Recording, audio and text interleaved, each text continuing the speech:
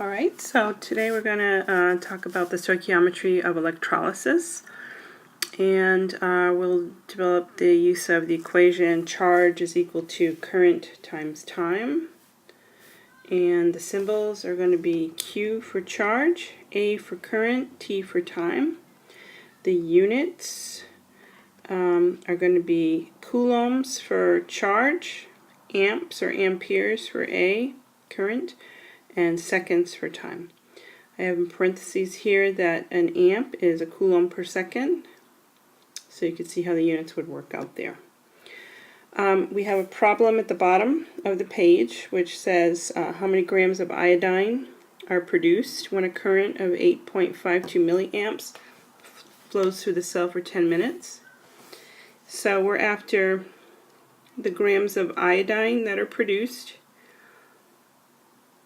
and we want to take note of the half reactions that were added together to get the overall. In the first half reaction, we see that 2 moles of iodide produce 1 mole of iodine and 2 electrons. So we're going to say that there are 2 electrons for every 1 mole of iodine produced. Now in the middle we have the equation Q is equal to AT, which is the same as this. But then this part of it is just a different way of deriving Q, the charge associated with the current times time. And so it can be obtained by looking at the mass of the iodine produced divided by the molar mass. So mass divided by molar mass is going to be moles of iodine. The next term is going to be the moles of electrons per mole of iodine produced. So that's going to be equal to 2. And then once you have the moles of electrons, then you can use the next term to figure out how many coulombs, what the charge is associated with that. So you multiply it times Faraday's constant, 9.65 times 10 to the 4th coulombs per mole of electrons. So we can simplify this a little bit and say mass divided by molar mass, where we have capital M, subscript M being the symbol for molar mass, times N with a subscript E, which will stand for the moles of electrons per mole of substance, and then F for Faraday's constant, and that will be equal to AT, the current times time. In the problem at hand, we are interested in the number of grams, so we want the mass. So we could put a box over here where we solve for mass, and mass will be equal to current, time, and then multiplied times molar mass, and then we divide by moles of electrons per mole of substance and Faraday's constant.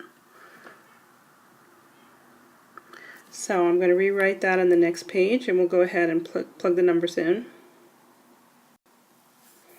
And the equation is M is equal to equals A T times molar mass divided by moles of electrons per mole of substance and divided by Faraday's constant. It's a plug-in problem, so we'll say mass equals 8.52 times 10 to the minus 3 coulombs per second times time, which is 600 seconds,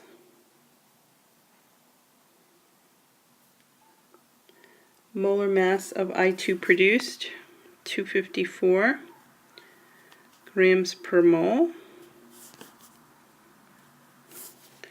and then you say that there are 2 moles of electrons for every mole of I2 produced, and then Faraday's constant 9.65 times 10 to the 4th coulombs per mole of electrons, and then we get mass is equal to 0.00673 grams. Mass is 6.73, 10 to the minus 3 grams of I2 produced. Now the unit analysis, let's just check it. Coulombs cancel, seconds cancel. This is moles of I2, they're going to cancel with moles of I2. And then moles of electrons cancel with moles of electrons, so we're going to end up with grams as the unit for mass. Alright, then as a continuation, it's another problem on electrolysis. And in this example, we have copper sulfate forming copper metal. It's just the half reaction. And so you can write this as copper 2+, which would be the net ionic equation there. And we can say copper 2+ plus 2 electrons forms copper solid. So that's the reaction. And if we have 2 electrons, that's going to make N equals 2. So we can read the problem. When aqueous solution of copper sulfate undergoes electrolysis, copper metal is deposited. If a constant current was passed for 5 hours and 4.04 milligrams of copper was deposited, what must have been the current?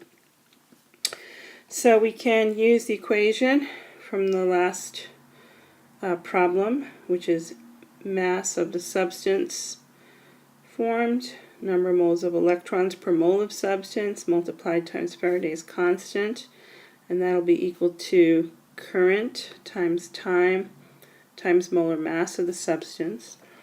In this case, we're after the current, so we're going to solve A is M N E F divided by T molar mass.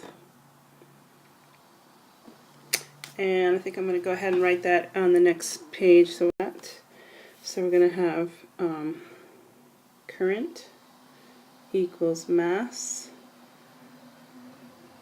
and moles of electrons times Faraday's constant divided by time and divided by molar mass. So that will be equal to 4.04 times 10 to the minus 3 grams. That's a 3 there. Times 2 moles of electrons per mole of copper. And then we have 9.65 times 10 to the 4th coulombs per mole of electron, Faraday's constant, divided by 5 hours, 60 minutes per hour, 60 seconds per minute, and then molar mass 63.546 grams per mole of copper. And current equals 6.82 times 10 to the minus 4 coulombs per second, which is 6.82 10 to the minus 4 amps or amperes, 68.2 milliamps.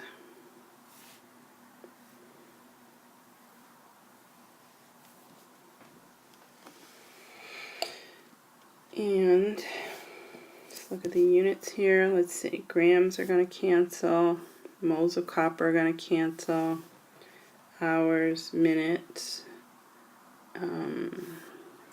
moles of electrons. So we're going to have coulombs per second here, which is the amp. All right, that would be the discussion.